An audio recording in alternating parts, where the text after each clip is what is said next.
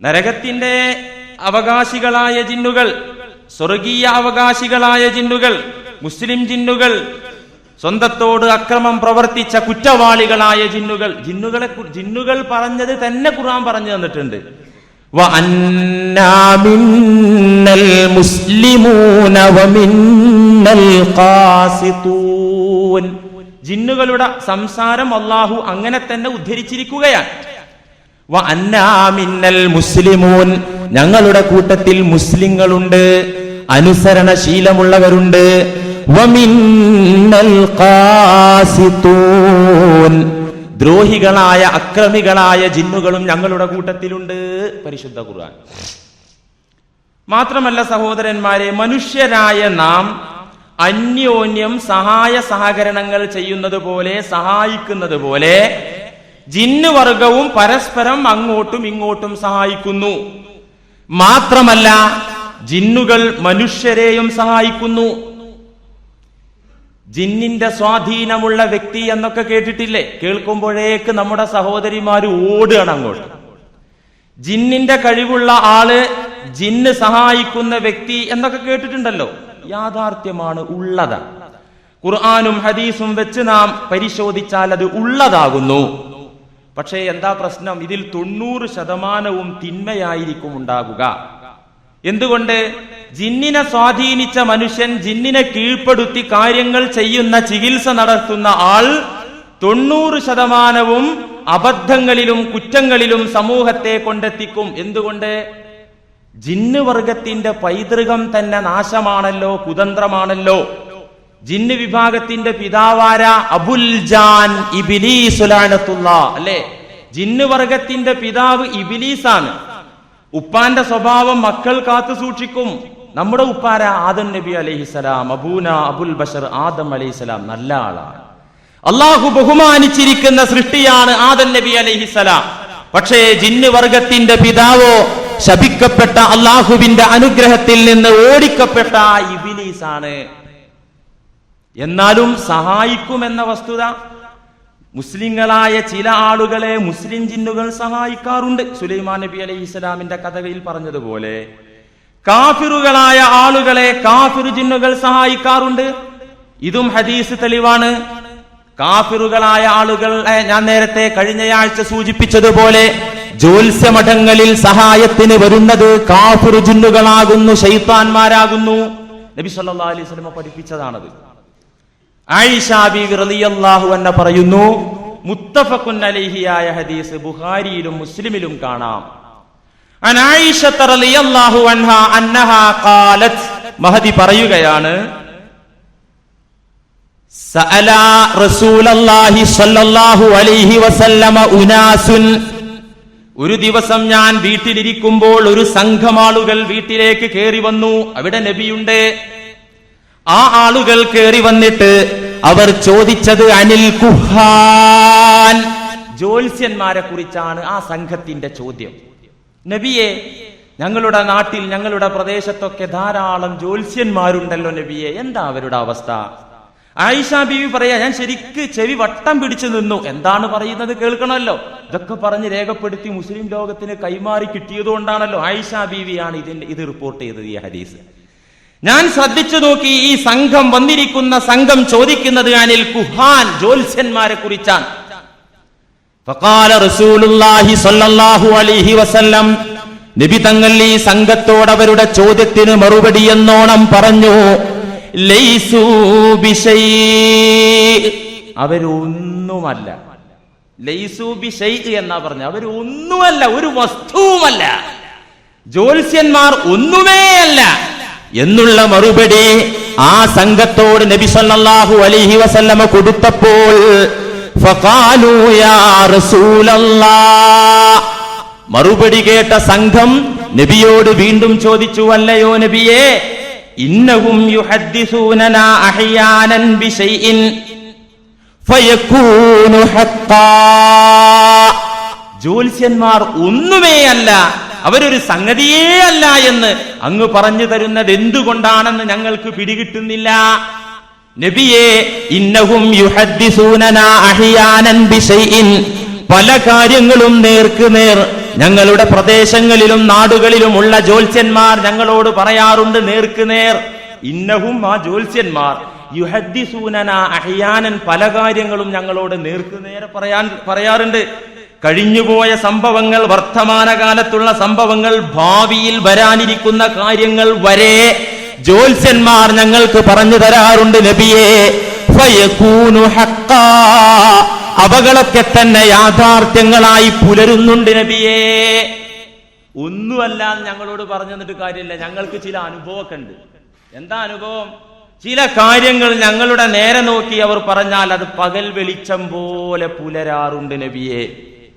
ആ സമയത്ത് നബി തങ്ങൾ അതങ്ങനെ യാദൃച്ഛികമായി വന്നതാകാം. ഇന്നത്തെ മോഡേണിസ്റ്റുകൾ, ബുദ്ധിജീവികൾ പറയാറുണ്ടല്ലോ, യാദൃച്ഛികമായി ഒന്നങ്ങനെയും കിടന്നു, ഒന്നിങ്ങനെയും കിടന്നു.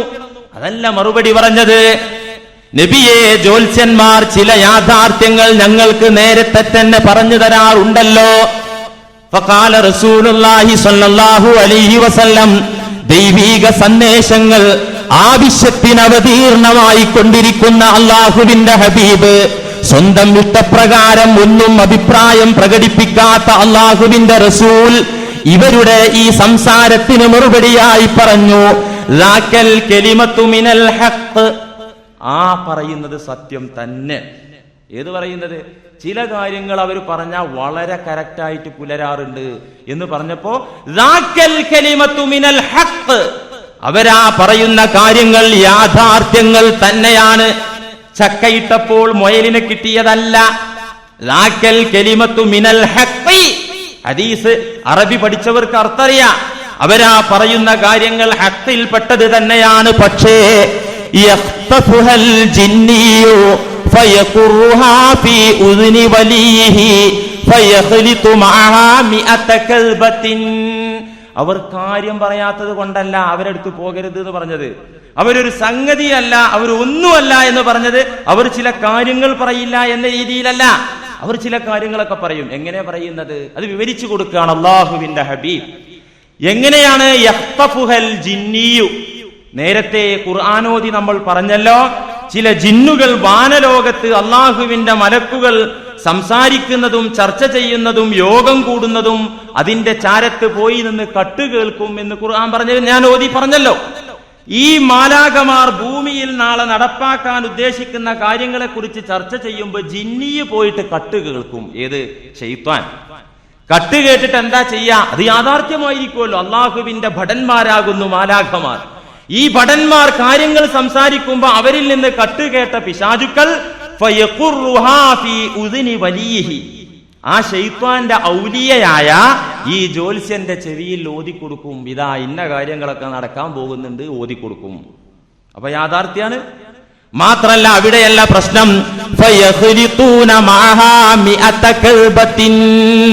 ഈ യാഥാർത്ഥ്യങ്ങൾ പിശാചുക്കളിൽ നിന്ന് ഗ്രഹിച്ച കേട്ട ജ്യോത്സ്യൻ എന്ത് ചെയ്യും?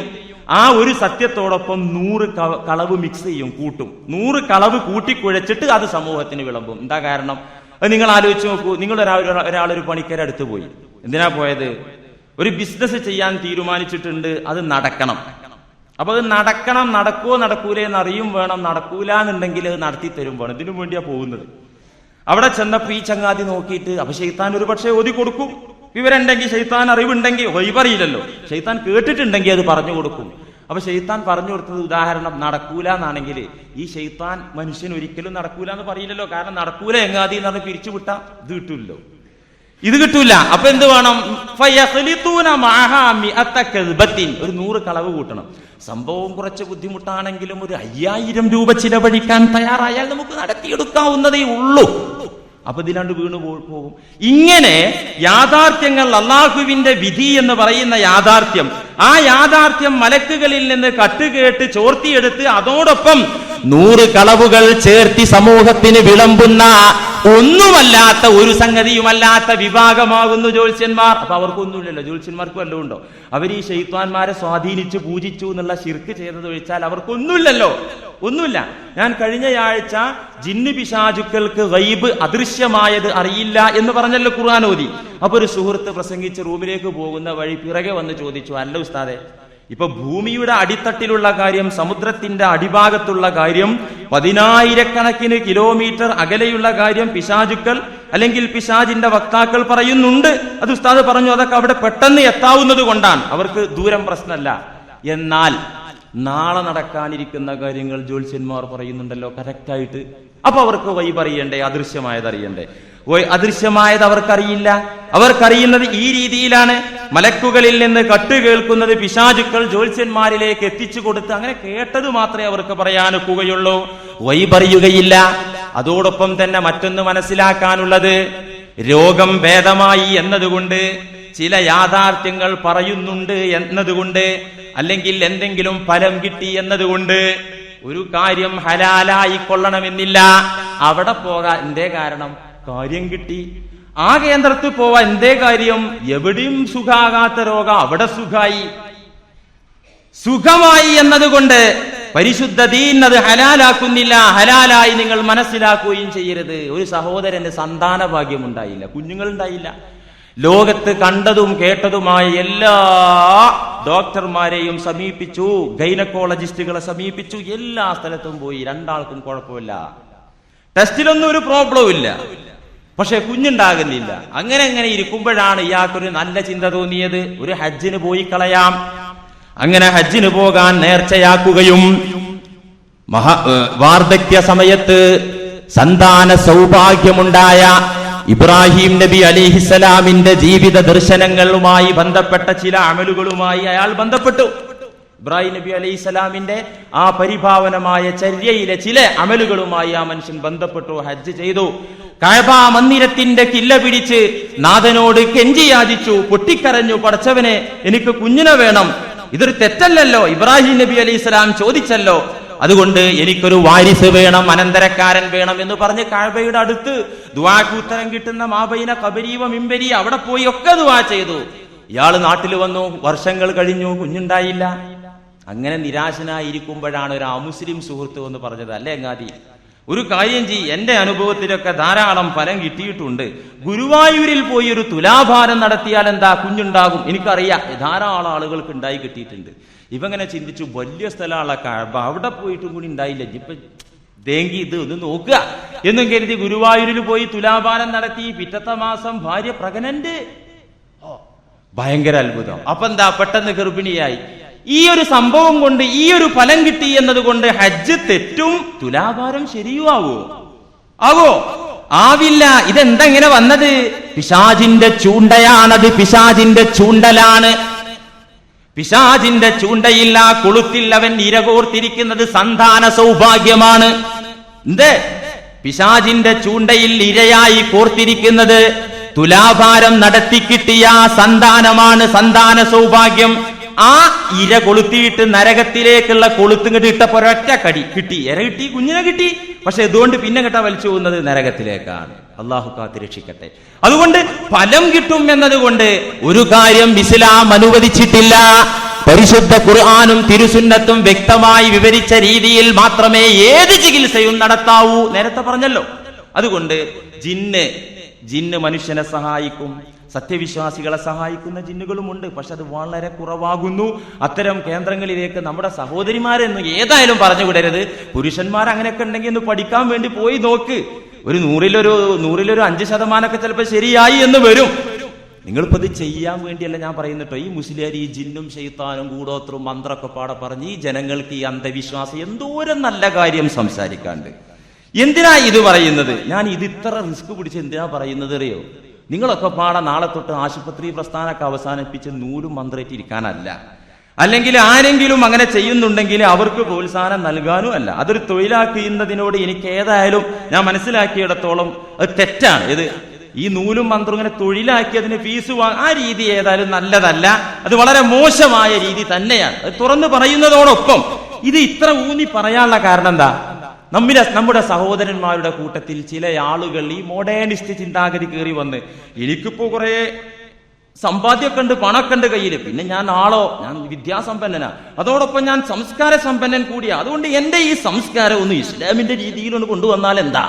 അത്ര വലിയ കുഴപ്പമൊന്നുമില്ല. ഈ പഴഞ്ചൻ നമ്മുടെ വീട്ടിലെ വാപ്പായും വാപ്പായുടെ വാപ്പയൊക്കെ പറഞ്ഞു തന്നെ ആ ഒരു ഇത് അത് ശരിയല്ലല്ലോ. അതുകൊണ്ടൊരു കുറച്ചൊരു മാറ്റം, കാലികമായ മാറ്റം ഇസ്ലാമിലും കിടക്കട്ടെ എന്ന് ചിന്തിച്ച് നമ്മുടെ കൂട്ടത്തിൽ ചില ആളുകൾ അബദ്ധങ്ങൾ വിളിച്ചു പോവാൻ തുടങ്ങി, യാഥാർത്ഥ്യങ്ങളെ നിരാകരിക്കാനും നിഷേധിക്കാനും തുടങ്ങി. ഇങ്ങനെ ഖുർആൻ മന്ത്രിച്ചത് കൊണ്ടോ അല്ലെങ്കിൽ ശൈത്താനും ജിന്നും അതൊന്നും ഒരു സംഭവമല്ല, അങ്ങനെയൊന്നും ഒരു കാര്യമില്ല. ഇത് ഈ ബുദ്ധിജീവികളും നിരീശ്വരവാദികളും പറയുന്നത് പോലെ നമ്മുടെ കൂട്ടത്തിലെ മുസ്ലിങ്ങളിൽ ചില ആളുകൾ പറയാൻ തുടങ്ങി. മുസ്ലിയാരിന് എന്തൊക്കെ പറഞ്ഞാലും ശരി ഞാനതിൽ വിശ്വസിക്കൂല. ചില ആളുകൾക്ക് അങ്ങനെ മുൻകൂർ മുസ്ലിയാർ പറഞ്ഞാൽ വിശ്വസിക്കണ്ട, കാരണം അത് വിശ്വസിക്കാൻ കൊള്ളൂല ചിലപ്പോ.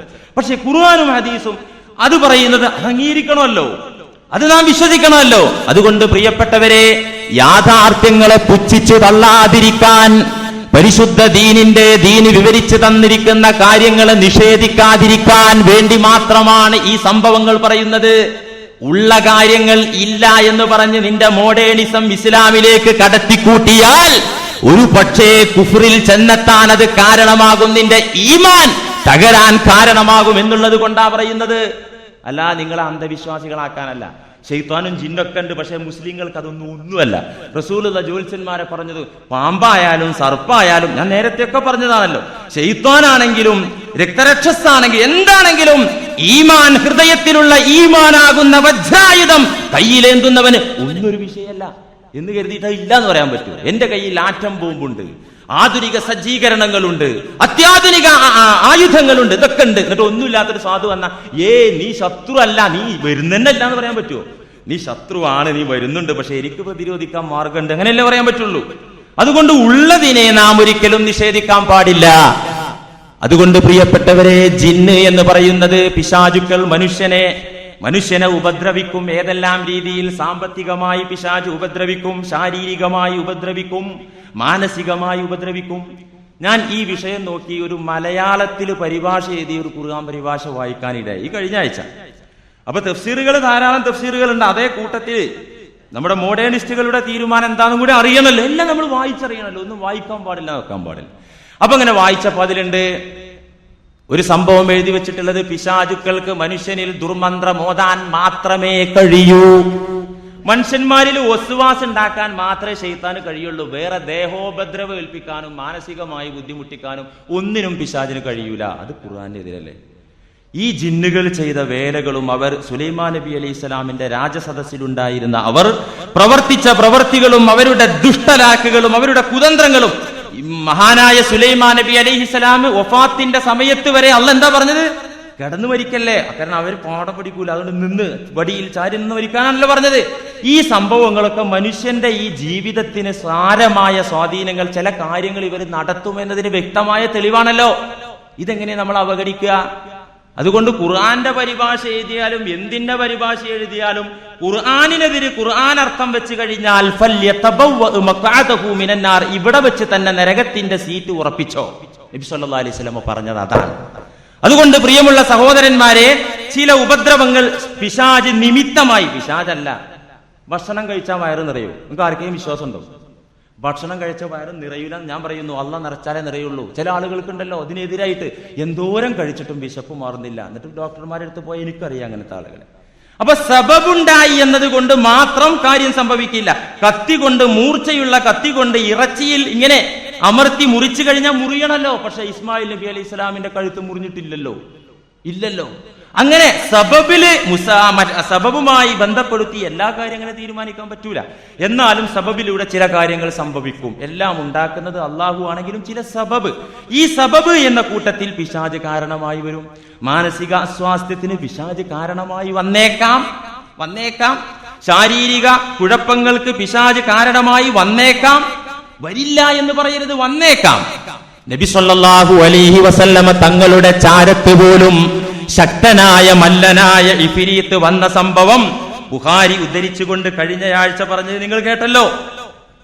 നമസ്കാരത്തിന് ഭംഗം വരുത്താൻ വേണ്ടി കരുത്തനായ ഒരു ജിന്ന് കയറി വന്നപ്പോ അവനെ ഞാൻ ഒതുക്കി, അള്ളാഹു അവനെ എനിക്ക് കീഴ്പ്പെടുത്തി തന്നു, ഞാൻ അവനെ പിടിച്ച് കെട്ടിയിടട്ടെ എന്ന് തോന്നി. മനസ്സിൽ വസ്വാസം ഉണ്ടാക്കുന്ന ശൈത്താൻ എങ്ങനെ പിടിച്ച് കെട്ടുക? എന്നിട്ട് പറഞ്ഞു, നേരം പ്രഭാത സമയത്ത് നിങ്ങളൊക്കെ പള്ളിയിൽ വരുമ്പോ നഗ്നനേത്രം കൊണ്ട് അവനെ കാണാൻ പാകത്തിൽ ഞാൻ ബന്ധിക്കട്ടെ എന്ന് ഞാൻ ചിന്തിച്ചു പോയി. പക്ഷേ സുലൈമാൻ നബി അലൈഹിസ്സലാമിന്റെ പ്രാർത്ഥനയുണ്ടായത് കൊണ്ട് ഞാൻ ചെയ്തില്ല. അങ്ങനെ കാണാൻ പറ്റുന്ന ഒരു സാധനമായി പ്രത്യക്ഷപ്പെടുമ്പോ അത് വസ്വാസ് ഉണ്ടാക്കുന്ന ജന്തുവല്ലല്ലോ. മാത്രമല്ല സഹീഹ് മുസ്ലിമിൽ ഒരു ഹദീസ് കാണാം. عن أبي الدرداء رضي الله عنه قال قال رسول الله صلى الله عليه وسلم നബി തങ്ങൾ പറയുകയാണ്, ഇന്ന അദുവല്ലാഹി ഇബ്ലീസ്. ഇമാം മുസ്ലിം ഉദ്ധരിച്ച ഹദീസാണ്.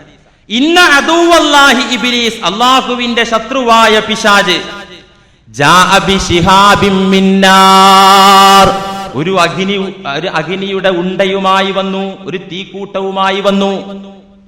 അങ്ങനെ ഒരു തീയുണ്ടയുമായി എന്റെ അടുത്ത് വന്നു.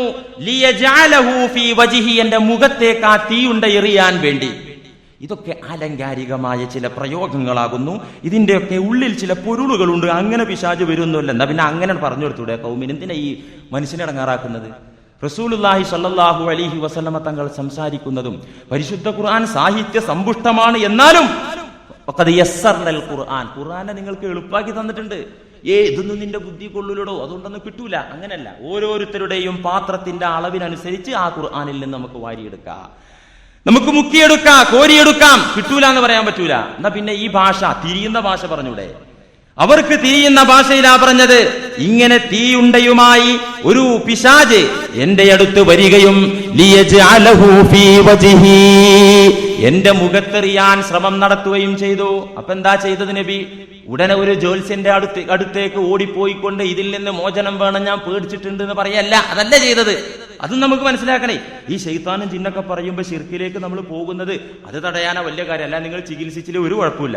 ഞാൻ ആത്മീയ ചികിത്സക്ക് ഇല്ല. മന്ത്രം ഖുർആനോതി മന്ത്രിച്ചാലും ശരി, ഹദീസോതി മന്ത്രിച്ചാലും, അതിലും വലിയ സാധനോതി മന്ത്രിച്ചാലും ശരി, ഞാൻ വിശ്വസിക്കൂല. ആശുപത്രിയിലേ പോവുള്ളൂ, ഒരു കുഴപ്പമില്ല. അതുകൊണ്ട് വല്ല കുഴപ്പമുണ്ടോ? ഒരു കുഴപ്പമില്ല. ഞാനത് ചെയ്യൂല, ഞാൻ ആശുപത്രിയിലേ പോവുള്ളൂ, ഒരു കുഴപ്പം അതുകൊണ്ടില്ല. പക്ഷേ നേരെ മറിച്ച് ശിർക്കിൽ ചെന്ന് വീണാലോ എന്നാലും ഇത് നിഷേധിക്കുന്നത് അപകടമാണ് കേട്ടോ. ഞാൻ ചെയ്യൂല ചങ്ങാതി, ഞാൻ ചെയ്യൂല, ഞാൻ ആശുപത്രിയിൽ പോവുള്ളൂ, ഞാൻ പരിശുദ്ധ ഖുർആനിലെ ഫാത്തിഹ ഓതി പോലും ഞാൻ ഊതൂല എന്ന് പറഞ്ഞാല് കുഴപ്പമൊന്നുമില്ല. അവൻ ചെയ്തില്ലെങ്കിൽ കുഴപ്പമൊന്നുമില്ല. പക്ഷെ അങ്ങനെയൊന്നും ഇല്ല എന്ന് പറയുമ്പോൾ അപകടം. അതോടൊപ്പം തന്നെ ഉണ്ട് എന്ന് പറഞ്ഞ് അമിതമായി അതിൽ ഇറങ്ങി തിരിച്ച് ശിർക്കിലെത്തുന്നതും അതും സൂക്ഷിക്കണം. ഞാൻ ആദ്യമേ ആമുഖമായി നിങ്ങളോട് ഓർമ്മപ്പെടുത്തിയത് നമ്മൾ മധ്യത്തിൽ നിൽക്കണമെന്നാണ്, അല്ലെ? നമ്മളൊന്നും പാഴാക്കാനും പാടില്ല, പിടിവിട്ട കളിയും പാടില്ല. സത്യവിശ്വാസികൾ ഖൈറുൽ ഉമൂരി ഔസത്തുഹാ, മധ്യത്തിൽ നിലകൊള്ളണം എന്നാണല്ലോ പറഞ്ഞത്. ഏതായാലും അഗ്നിയുടെ ഉണ്ടയുമായി എന്റെ മുഖത്തെറിയാൻ വന്ന പിശാചിനെ ഞാൻ കണ്ടപ്പോൾ ഫഖുൽതു, ഞാൻ ഉടനെ പറഞ്ഞത് അഊദു ബില്ലാഹി മിൻക സലാസ, 3 തവണ അഊദു ബില്ലാഹി മിൻക, അഊദു ബില്ലാഹി മിൻക, അഊദു ബില്ലാഹി മിൻക എന്നാ പറഞ്ഞത്. അല്ലാഹുവിൽ നിന്ന്, അവന്റെ കുതന്ത്രത്തിൽ നിന്ന് അല്ലാഹുവിൽ അഭയം പ്രാപിച്ചു 3 തവണ അഊദു ചൊല്ലി. എന്നിട്ടോ അൽഅനകല്ലാഹു ബിലഅനത്തില്ലാഹി താമ്മ, ശപിക്കപ്പെട്ടവനെ, അള്ളാഹുവിന്റെ എല്ലാ ശാപവും, അള്ളാഹുവിന്റെ ഭാഗത്തുള്ള എല്ലാ പരിപൂർണമായ ലഅനത്തുകളും നിന്റെ മേലിലുണ്ടായിരിക്കട്ടെ എന്ന് ഞാൻ പറയുകയും ചെയ്തു. അവന്റെ മുഖത്ത് നോക്കി. അവനെ പിടിച്ചാലോ എന്ന് ഞാൻ വിചാരിച്ചു. പക്ഷേ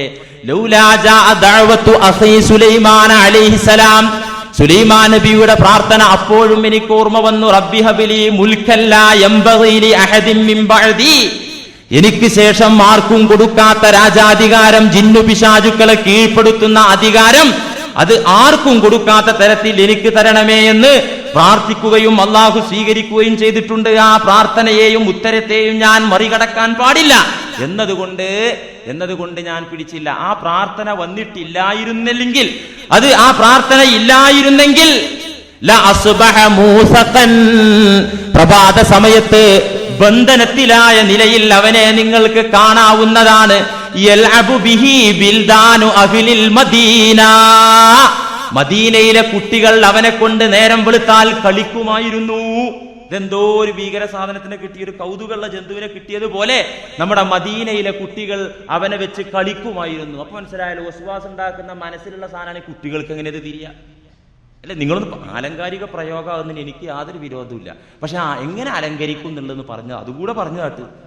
അതുകൊണ്ട് കുട്ടികൾ പോലും പ്രഭാത സമയത്ത് ഞാൻ അവനെ ബന്ധിച്ചിരുന്നെങ്കിൽ മദീനയിലെ കുഞ്ഞുങ്ങൾ പോലും അവനെ കാണുകയും അവനെ കളിപ്പിക്കുകയും ചെയ്യുമായിരുന്നു. സഹീഹ് മുസ്ലിം.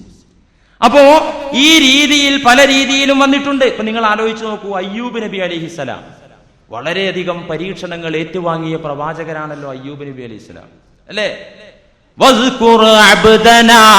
അയ്യൂബ് സൂറത്ത് സ്വാദ് 41-ാമത്തെ ആയത്ത്.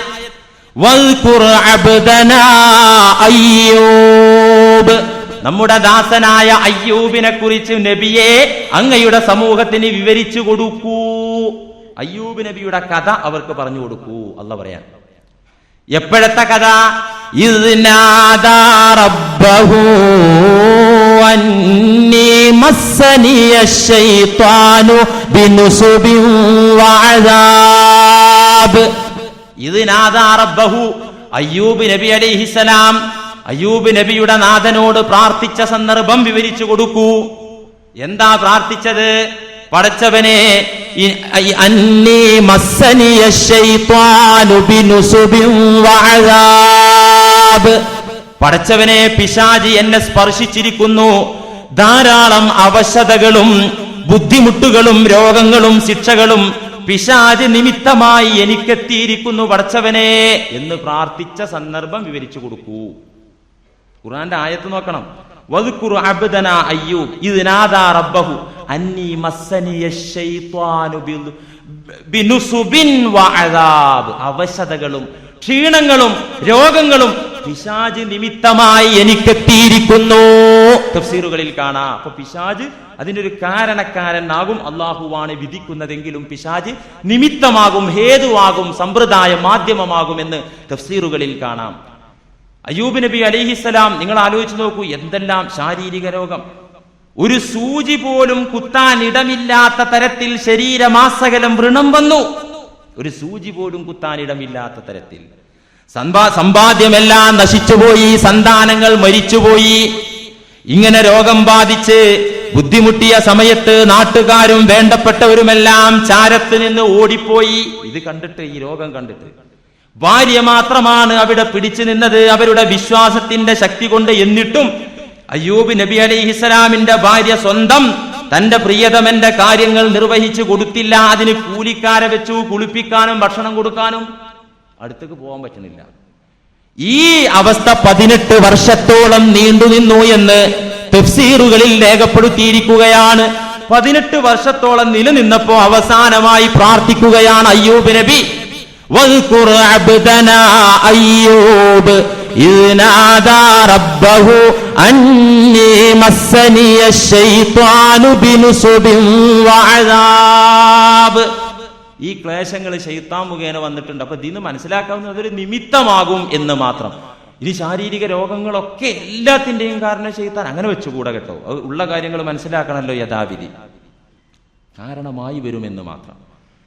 ഹദീസിൽ കാണാം, ഇമാം അഹ്മദും അബൂദാവൂദും ഒക്കെ ഉദ്ധരിച്ച മറ്റൊരു ഹദീസിൽ കാണാം, നബി സല്ലല്ലാഹു അലൈഹി വസല്ലമ തങ്ങളുടെ അമ്മായിയുടെ പുത്രിയായ അമനാ ബിന്ത് ജഹ്ഷ്, നബി സല്ലല്ലാഹു അലൈഹി വസല്ലമ തങ്ങളുടെ ഭാര്യയായിരുന്ന സൈനബ് ബിന്ത് ജഹ്ഷിന്റെ അനിയത്തി, ഭാര്യയുടെ അനിയത്തി. ഈ സൈനബും അമനാവും ഒക്കെ അബ്ദുൽ മുത്തലിബിന്റെ പൗത്രിമാരാണ്, മകളുടെ മക്കളാണ്. അതുകൊണ്ട് തന്നെ നബി സല്ലല്ലാഹു അലൈഹി വസല്ലമ തങ്ങൾക്ക് അവരോട് ബന്ധമുണ്ട്, കുടുംബപരമായി തന്നെ ബന്ധമുണ്ട്. അമ്മായിയുടെ മകളാണല്ലോ സൈനബ്.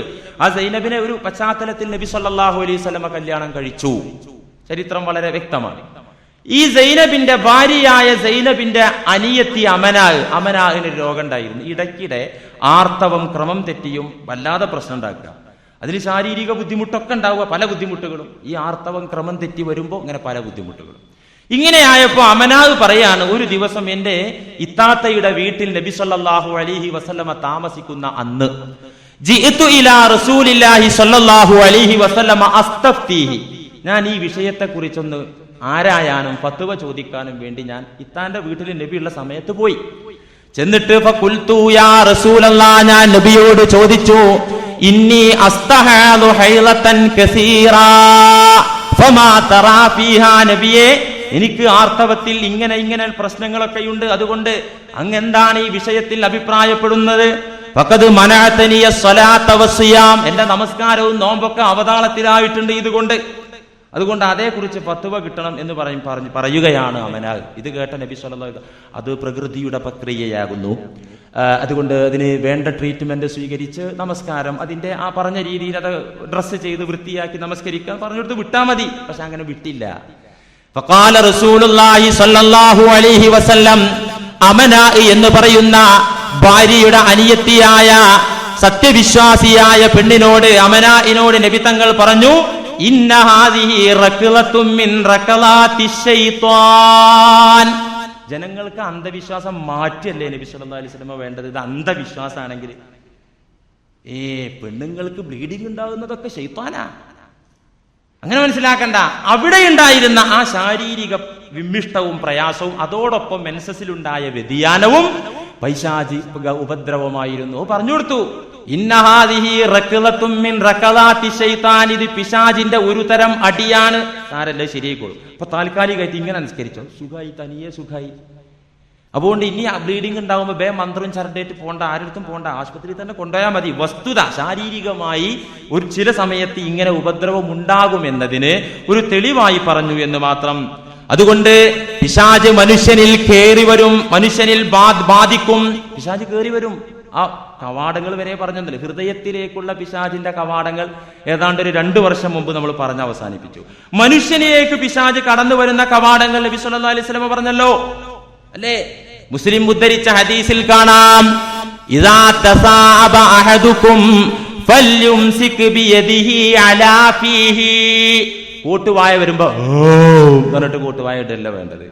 ഇദാ തസാ, നബി സല്ലല്ലാഹു അലൈഹി വസല്ലം പഠിപ്പിക്കുകയാണ്, ഇദാ തസാഅബ അഹദുകും, നിങ്ങളിൽ ഒരാൾക്ക് കൂട്ടുവായ വന്നാൽ ഫല്യുംസിക് ബിയദിഹി അലാ ഫീഹി, കൈ കൊണ്ട് അവന്റെ വായ അടച്ചു കളയട്ടെ. എന്തിനാ? ഊന്മിനും അല്ലാന്ന് പ്രാണി കേറും, അതുകൊണ്ടാ. അല്ല, അങ്ങനെയല്ല പറഞ്ഞത്. ഫഇന്ന ശൈത്താന യദ്ഖുലു. സഹീഹ് മുസ്ലിം. ഊട്ടുവായ വരുന്ന സമയത്ത് വായ അടച്ചു പിടിച്ചോ. കാരണം എന്താണെന്നറിയോ? ഈച്ച വന്ന് കേറുന്നത് കൊണ്ടല്ല. ഫഇന്ന ശൈത്താന യദ്ഖുലു. ഈ ഈച്ചക്കെന്നെ മുസ്ലിയാരെ ശൈത്താൻ എന്ന് പറയുന്നത്. എന്നാ ദുബാബ് എന്നാണ് പറഞ്ഞൂടെ? അറബിയിൽ ദുബാബ് എന്നുള്ള പ്രയോഗം ഉണ്ടല്ലോ. നിങ്ങൾ അങ്ങനെ ഒന്നും ഐഡിയ എടുക്കാൻ നോക്കണ്ട. ശൈത്താൻ ആ വായിലൂടെ അകത്ത് കയറുന്നതാകുന്നു. ഈ ഹദീസിന്റെ വിശദീകരണത്തിൽ ഫത്ഹുൽ ബാരി പറഞ്ഞു, ഇന്നല്ലാഹ തആല ജഅല ലിശൈത്വാനി ഖുവ്വതൻ അല തവസ്സുലി ഇലാ ബനി ആദം. അല്ലാഹു സുബ്ഹാനഹു വ തആല മനുഷ്യന്റെ ഉള്ളിലേക്ക് കയറാനുള്ള കഴിവ് പിശാചിന് കൊടുത്തിട്ടുണ്ട്. ഈ ഹദീസിൽ നിന്ന് നമുക്ക് മനസ്സിലാക്കാമെന്ന് ഫത്ഹുൽ ബാരിയിൽ കാണാം. ശരിയാണല്ലോ. അടക്കപ്പെട്ട ദ്വാരങ്ങളിലേക്ക് പിശാച് കയറൂല, അടക്കപ്പെട്ട ദ്വാരങ്ങൾ തുറന്നാ കയറും. അതുകൊണ്ടല്ലേ ഭക്ഷണം കഴിക്കുമ്പോൾ നിങ്ങൾ ബിസ്മി ചൊല്ലണം എന്ന് പറഞ്ഞത്? അടക്കപ്പെട്ട ദ്വാരം തുറയുന്ന സമയമാണത്. മലമൂത്ര വിസർജനം നടത്തുന്ന നേരത്ത് അടക്കപ്പെട്ട ദ്വാരം തുറയും. അപ്പോഴും നിങ്ങൾ പിശാചിൽ നിന്ന് കാവൽ തേടണമെന്ന് നബി സല്ലല്ലാഹു അലൈഹി വസല്ലം പറഞ്ഞു. എന്താ കക്കൂസിലും മൂത്രപ്പെരിയിലൊക്കെ നടച്ച് ജിന്നുകൾ ഇരിക്കുക? അതല്ല, അടക്കപ്പെട്ട ദ്വാരങ്ങൾ തുറക്കുന്ന സമയത്ത് ഒരുപക്ഷെ പിശാച് അകത്ത് കയറിയേക്കാം. ഇണ ചേരുന്ന സമയത്ത് അപ്പോഴും നിങ്ങൾ പിശാചിൽ നിന്ന് കാവൽ തേടണം. അതിന് പല കാരണമുണ്ട്. കൂട്ടത്തിൽ ഒരു കാരണം ഇതാണ്. അതുകൊണ്ട് പിശാച് കയറുന്നതാണ്, മനുഷ്യനിലേക്ക് പ്രവേശിക്കുന്നതാണ്. പലയിടത്തും പിശാച് അന്തി ഉറങ്ങുമെന്ന് നബി സല്ലല്ലാഹു അലൈഹി വസല്ലം പറഞ്ഞു മനുഷ്യ ശരീരത്തിൽ. ഇമാം ബുഖാരി ഉദ്ധരിക്കുന്ന ഹദീസിൽ കാണാം, അൻ അബീ ഹുറൈറ റളിയല്ലാഹു അൻഹു ഖാൽ ഖാല റസൂലുള്ളാഹി സ്വല്ലല്ലാഹു അലൈഹി വസല്ലം. നബി തങ്ങൾ പറയാ, ഇമാം ബുഖാരി ഉദ്ധരിക്കുന്ന ഹദീസിൽ കാണാം, ഇദസ്തൈഖള അഹദുകും മിൻ മനാമിഹി, നിങ്ങൾ എല്ലാവരും ഉറക്കിൽ നിന്ന് എണീറ്റ് കഴിഞ്ഞാൽ ഫല്യതവല്ല, ഉടനെ നിങ്ങൾ ഒതു ചെയ്യണം.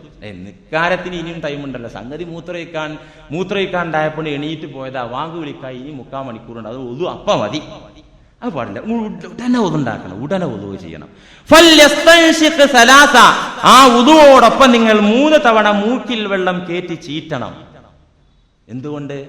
അഷണ്ടകൾ ഉണ്ടാകും, അതുകൊണ്ട്. അതുമാണ് കൂട്ടത്തിൽ കാരണം. ഫഇന്ന ശൈത്താന യബീതു അലാ ഖൈശൂമിഹി, ഒരുപക്ഷേ പിശാച് നിന്റെ മൂക്കിൽ വന്ന് താമസിച്ചിട്ടുണ്ടാകാം. മൂക്കിലാ ശൈത്താൻ ഇരിക്കുന്നത്. എന്താ മുസ്ലിയാരെ, ഞാൻ എന്താ ചെയ്യാ? ഞാൻ ബുഖാരിയിൽ കണ്ട ഹദീസ് പറഞ്ഞേ ഉള്ളൂ. ഫഇന്ന ശൈത്താന, നിങ്ങൾ രാവിലെ വിരിപ്പിൽ നിന്ന് എണീറ്റ് കഴിഞ്ഞാൽ ഉടനെ വുദൂ ചെയ്യണം. ആ വുദൂയിൽ പ്രത്യേകമായി നിങ്ങൾ പരിഗണിക്കേണ്ടത് മൂക്കിൽ വെള്ളം കേറ്റിയിട്ട് ചീറ്റണം 3 തവണ. എന്തുകൊണ്ട്? ഫഇന്ന ശൈത്താന, നിശ്ചയം പിശാച്, യബീതു അലാ ഖൈശൂമിഹി, കരിമൂക്കിൽ ഒരുപക്ഷെ അവൻ അന്തി ഉറങ്ങിയിട്ടുണ്ടാകാം. അതുകൊണ്ട് വെള്ളം ഒന്നുണ്ട് നന്നായിട്ട് കേറ്റിയിട്ട് വൃത്തിയാക്കിക്കോ എന്ന് നബി സല്ലല്ലാഹു അലൈഹി വസല്ലം പഠിപ്പിക്കുകയാണ്. എത്ര ഹദീസുകളാണ്. മറ്റൊരു ഹദീസിൽ കാണാ, മാമിൻ അഹ്ലി ബൈത്തിൻ, ഒറ്റ വീടുമില്ല, ഇല്ലാ വഫീ സഖഫി ബൈത്തിഹിം അൽ ജിന്നു, ഏത് വീട്ടിലാണെങ്കിലും ശരി ആ വീടിന്റെ തട്ടിൻ മുകളിൽ, തട്ടില്ലാത്ത വീടാണെങ്കിൽ മേൽക്കൂരക്ക് മുകളിൽ ജിന്നുണ്ട്. നബി സല്ലല്ലാഹു അലൈഹി വസല്ലം പറയാൻ, മാമിൻ അഹ്ലി ബൈത്തിൻ, ഒരു വീടുമില്ല, ഇല്ലാ വഫീ സഖഫി ബൈത്തിഹിം അൽ ജിന്നു, ജിന്നുണ്ടായിട്ടല്ലാതെ ഒരു വീടിൽ, എല്ലാവരുടെ വീടിന്റെ മുകളിലും ജിന്നുണ്ട്. ഇതെന്തിനാ പറഞ്ഞത്? ഒക്കെ പേടിച്ചോളി, നന്നായിട്ട് പേടിച്ചിരുന്നോളി, അല്ലെങ്കിൽ പണിക്കന്മാർക്ക് കാശ് കൊടുത്തോളൂ എന്ന രീതിയിലല്ല. അതിനൊക്കെ പറഞ്ഞു തന്ന റസൂൽ യഥാവിധി അതിന്റെ ബാക്കി കണ്ടിന്യൂ ചെയ്തിട്ടുണ്ട്. അത് നമ്മൾ മനസ്സിലാക്കണം. നമ്മിലെ ചില ആളുകൾ ഇതങ്ങോട്ട് കേൾക്കുമ്പോഴേക്കും പടച്ചോനെ ശൈത്താനും ജിന്നൊക്കെ ഉണ്ട് എന്ന് ഉസ്താദ് പറഞ്ഞ് കേട്ടില്ലേ, അതുകൊണ്ട് ഇനി മുസ്ലിയാക്കന്മാരടുത്തൊന്നും മന്ത്രിച്ചിട്ടൊന്നും ഇതൊന്നും നടപടിയില്ല, കാരണം എൻ്റെ ഈ അസുഖം എന്തോരം നാളായി, എല്ലാ ഉസ്താദന്മാരടുത്തും കാശ് കൊടുത്ത് ഞാൻ ഊതിപ്പിച്ചിട്ടുണ്ട്, നടന്നിട്ടില്ല, അതുകൊണ്ട് അവിടെ പോകണം, പാടില്ല. എല്ലാ വീടിന്റെ മുകളിലും ജിന്നുണ്ട്, ജിന്നിന്റെ സാന്നിധ്യമുണ്ട്. എന്നിട്ട് അഷ്റഫുൽ ഖൽഖ് പറയുന്നു, ഫഇദാ വുദിയൽ ഗദാഉ, പ്രാതൽ ഒരുക്കി വിളമ്പി വെച്ചാൽ, വീട്ടിലെ ഭാര്യ അല്ലെങ്കിൽ ആരെങ്കിലും ഭക്ഷണം വിളമ്പി കൊണ്ടുവന്ന് വെച്ചാൽ, നസലു അവരുണ്ട് ഇറങ്ങി വരും. അവരിറങ്ങി വരും. എങ്ങാനും ബിസ്മി ചൊല്ലി ശാപ്പാട് തുടങ്ങിയാൽ ബകൗ ബുകാഅൻ ശദീദാ, മുകളിൽ നിന്ന് ഇറങ്ങി വന്ന ജിന്നുകൾ ശക്തമായ കരയൽ കരയുന്നതാണ്. ഓ നഷ്ടമേ, നമുക്ക് നഷ്ടപ്പെട്ടു, അവർ കരയും. വഇദാലം യദ്കുരില്ല, ഭക്ഷണം വിളമ്പി വെച്ച് കഴിക്കാൻ തുടങ്ങിയപ്പോ അള്ളാഹുവിനെ പറഞ്ഞില്ലെങ്കിൽ, ബിസ്മി ചൊല്ലിയില്ലെങ്കിൽ, ഫരിഹു ഫറഹൻ ശദീദാ, അവർ വല്ലാതെ സന്തോഷിക്കും. ഫഖാലു, അവർ പറയുകയും ചെയ്യും, തഅശനൽ ലൈല, ഓ ഇന്നത്തെ ദിവസവും രാത്രിയൊക്കെ കുശാലായി എന്നവർ പറയുകയും ചെയ്യും. കണ്ടോ എത്ര ഹദീസുകൾ. സഊദി മതകാര്യ വകുപ്പ് പുറത്തിറക്കിയ പ്രസിദ്ധീകരിച്ച ഒരു ഗ്രന്ഥമുണ്ട്, ജിന്ന് പിശാച് സിഹിറിനെ കുറിച്ച് മാത്രം പറയുന്ന ഒരു ഗ്രന്ഥം. സഊദിയിലെ മതകാര്യ വകുപ്പ് ഔഖാഫ് പ്രസിദ്ധീകരിച്ചതാ, ഇന്നും വാങ്ങാൻ കിട്ടും.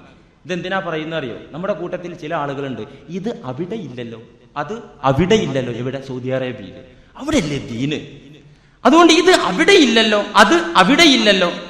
അതിനു വേണ്ടി പറയാം, ഇത് ചില മുസ്ലിയാക്കന്മാരുടെ വിടുവായത്തങ്ങളാകുന്നു, അതൊന്നും അവിടെ ഇല്ല എന്ന് പറയാറുണ്ട്. ഇത് അവിടെയുണ്ട് എന്ന് മനസ്സിലാക്കാൻ വേണ്ടി പറഞ്ഞു തരിക എന്ന് മാത്രമല്ല, വേറൊന്നതിന്റെ ഇടയിൽ ചോദിച്ചോട്ടെ, അവിടെയുള്ളതൊക്കെ ദീന്, അവിടെ ഇല്ലാത്തൊന്നും ദീന് പെട്ടതല്ല. ഇത് നിങ്ങൾക്ക് എവിടുന്നാ മനസ്സിലായത്? എനിക്ക് മനസ്സിലായിട്ടില്ലത്. അവിടെ ഇന്നുള്ളത് ഇസ്ലാമിക ഖിലാഫത്തല്ല. ഇസ്ലാമിക ഖിലാഫത്താണെങ്കിൽ അവിടെ ഉള്ളത് എന്നും ദീനാകും. കാരണം എന്താ? നബി സല്ലല്ലാഹു അലൈഹി വസല്ലമ പറഞ്ഞു, അലൈക്കും ബിസുന്നത്തി വസുന്നത്തിൽ ഖുലഫാഇർ റാഷിദീനൽ മഹ്ദിയ്യീൻ. ഇസ്ലാമിക ഖിലാഫത്താണെങ്കിൽ, പ്രവാചകരുടെ ഖലീഫയാണെങ്കിൽ, അവിടെ കാണുന്നതൊക്കെ ദീനായി നാം അംഗീകരിക്കേണ്ടി വരും.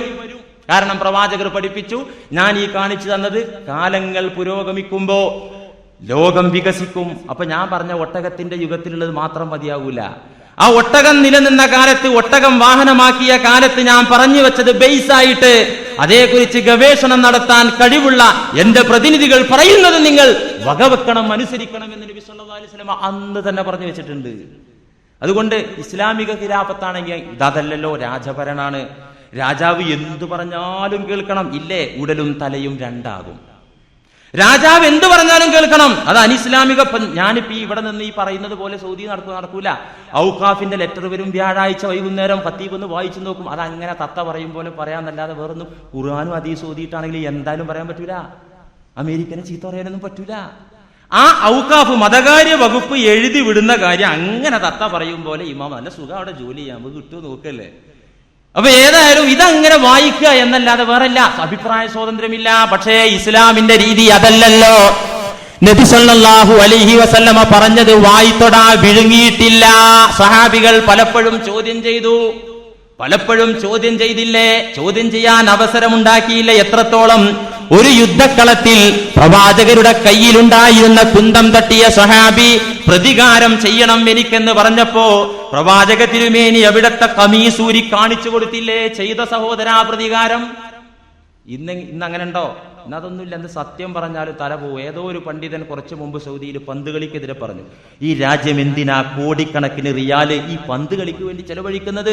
സൊമാലിയിലെ പട്ടിണി പാവങ്ങൾക്ക് കൊടുത്തുകൂടെ? ആ പണ്ഡിതന്റെ അഡ്രസ് ഇവനെ കണ്ടിട്ടില്ല അത്രേ. നിങ്ങൾ ആലോചിച്ച് നോക്കണം. നമ്മുടെ രാജ്യത്താണ് അതിലേറെയൊക്കെ സൗകര്യം. ഒരു നിലക്ക് ആലോചിച്ചു. പിന്നെ നമ്മുടെ കേന്ദ്രം, അത് നമുക്ക് മറക്കാൻ പറ്റൂലല്ലോ. മക്കയും മദീനയും അത് നമുക്ക് മറക്കാൻ പറ്റൂലല്ലോ. അതെന്നും ദീനിന്റെ ഇസ്സത്തും നമുക്ക് അഭിമാനിക്കാൻ വകയുള്ള പ്രദേശമാണ്. അത് നമുക്ക് അവഗണിക്കാൻ പറ്റൂല. പക്ഷെ അവിടുത്തെ ഭരണരീതി മാത്രല്ല, ഞാൻ ഒന്നുകൂടെ ചോദിച്ചോട്ടെ, ഈ അമേരിക്കൻ താവൂത്തിന്റെ മുന്നിൽ സുഖലോലുപതയ്ക്ക് വേണ്ടി ഓച്ചാനിച്ചു നിൽക്കുന്ന അറബി രാജാക്കന്മാർ പറയുന്നത് എങ്ങനെ ദീനാകും? നിങ്ങളൊന്ന് പറഞ്ഞു തരൂ. അതുകൊണ്ട് അവിടെ ഉണ്ട്, ഇവിടെ അതൊന്നൊക്കെ ഒന്ന് മാറ്റി വെക്കുക. അത് എന്തെങ്കിലും വിഷയമാട്ടെ, വേറെ വിഷയമാണ്.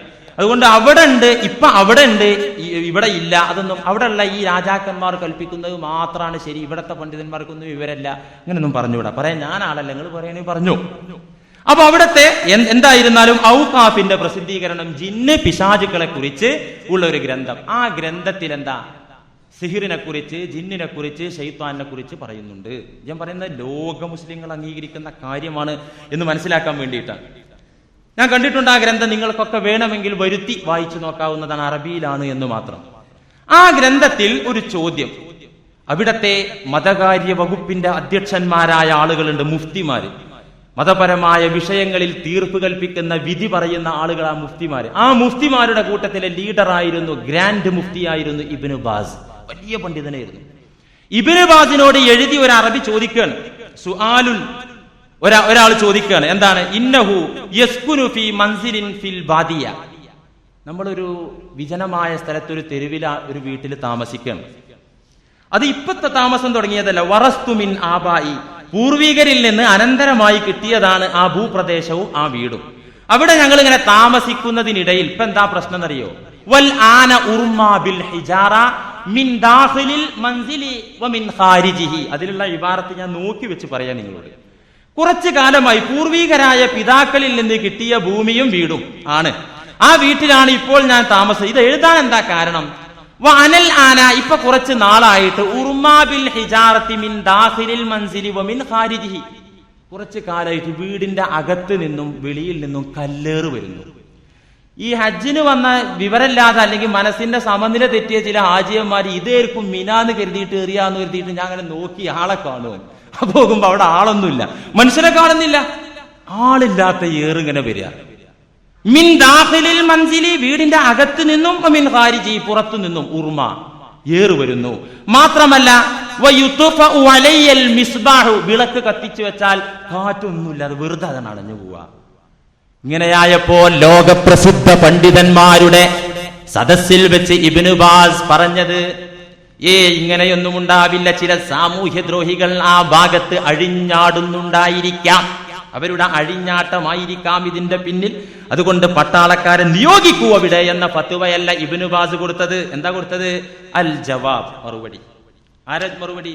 സൗദി ഗ്രാൻഡ് മുഫ്തി ഇബ്നു ബാസിന്റെ മറുപടി. അദ്ദേഹം ഖുർആൻ പഠിച്ചാളാ, നമ്മളങ്ങനെ കുറ്റപ്പെടുത്താനൊന്നും പാടില്ല, പണ്ഡിതനാ. എന്താ മറുപടി? അൽ ജവാബ് വഖദ് യകൂനു ഹൗലാഇ നഫറം മിൻ ശയാത്തീനിൽ ജിന്നി. ഇത് ഒരു പക്ഷേ ജിന്ന് വർഗത്തിലെ ചില ശൈത്വാന്മാരുടെ ഭാഗത്ത് നിന്നുള്ള ഉപദ്രവം ആയേക്കാം. ആര് പറയാ? ഇബ്നു ബാസ് പറയാ.